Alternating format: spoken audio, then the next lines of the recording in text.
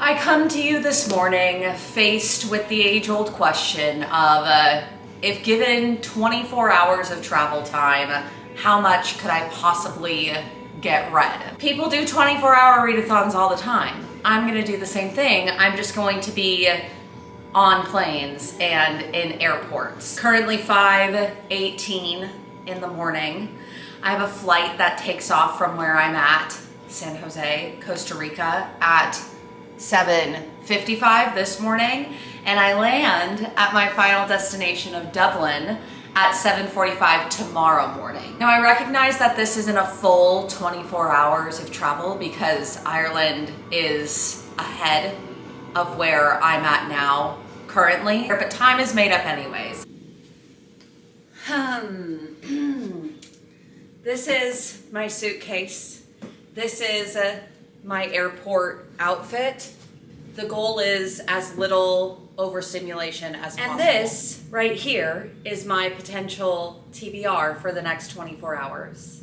It's just my Kindle. Let me go ahead and make myself comfortable. First up, I'm about 40% into Great Big Beautiful Life by Emily Henry. So I'm definitely going to finish that, and it's going to be the book that I finish first. If and when I finish that book, there's a couple of other potentials that I have on here. One of them is Knock Knock Open Wide by Neil Sharpson, and another that I have on my Kindle and I also have downloaded as an audiobook on Spotify is Eat the Ones You Love by Sarah Maria Griffin.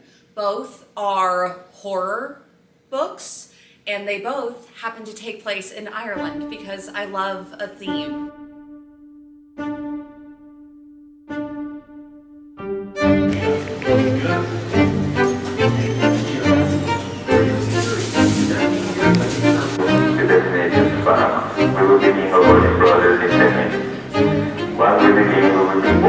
It said that on the scale that my bag was over the weight limit, but they let me check it anyways, and I didn't have to pay anything, so slay!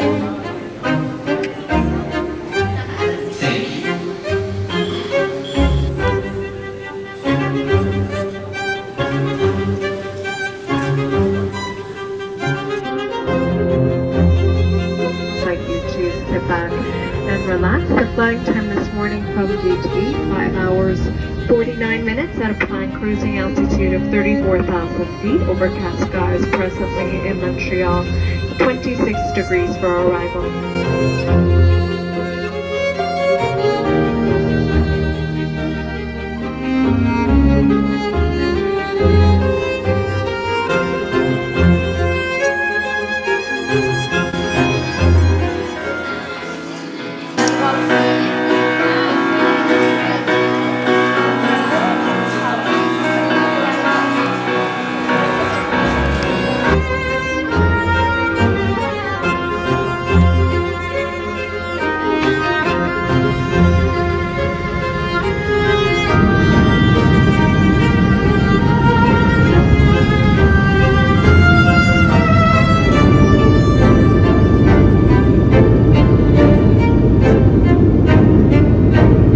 You guys, I am in Ireland. My 24 hours of travel has come to an end, and I don't know if it is apparent or not, but I am currently fighting for my life in St. Stephen's Green. I fell asleep in this park against this tree. Well, not this tree, it was another tree, but I fell asleep by myself. I didn't sleep on that second flight. Remember how I said I was going to do that?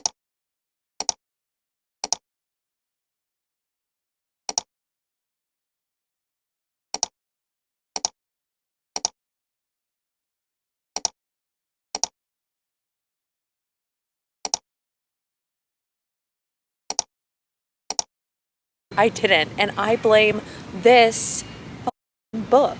I blame it. Blame it for being so gripping and so compelling and so terrifying. Oh my gosh, that I couldn't sleep. I couldn't sleep on that second flight. I did get to like 35% of the way through the book, so I don't know where that puts me at. I read, I think, like 60% in A Great Big Beautiful Life, and then 35% of knock knock, open wide. Anyways, I don't know if there's anything really left to say. I know that I said that earlier. I needed more time to think about A Great Big Beautiful Life by Emily Henry. Just really want her to be able to do what she wants to do. In the acknowledgments of that book, she said that this was her most like ambitious work or something like that, and I agree.